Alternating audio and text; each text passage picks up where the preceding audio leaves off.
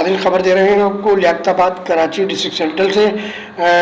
Liaquatabad block 6 फिरदौस shopping centre के पीछे रहायशी plot number 6/338 जिस पर पोर्शन तामीर किए जा रहे थे, और ये जब से सिंध बिल्डिंग कंट्रोल अथॉरिटी में पाकिस्तान म्यूनसिपैलिटी के रहनुमा डॉक्टर आसिम साहब और उनकी पूरी टीम ने ताहा सलीम के साथ मिलकर गैर कानूनी तामीरात के खिलाफ पोर्शन के खिलाफ एक्शन शुरू किया।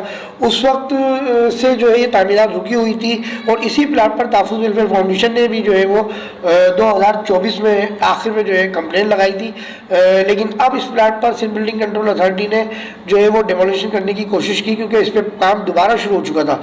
जी नाज़रीन, आपको बताते चलें कि इस प्लाट पर 6/338 पर दोबारा तामीराती काम शुरू हो चुका था, जिस पर सिंध बिल्डिंग कंट्रोल अथॉरिटी की जो स्टाफ था उन्होंने इस पर प्लाट पर डेमोलिशन के लिए आए, लेकिन नामालूम अफराद ने कॉलें की और कुछ अफसरान ने इनके साथ मिलकर मीटिंग की, और अंदर से जब ये वापस आए तो बगैर डेमोलिश किए वापस चले गए, जो एक हैरान कुन बड़ा एक मरहला है।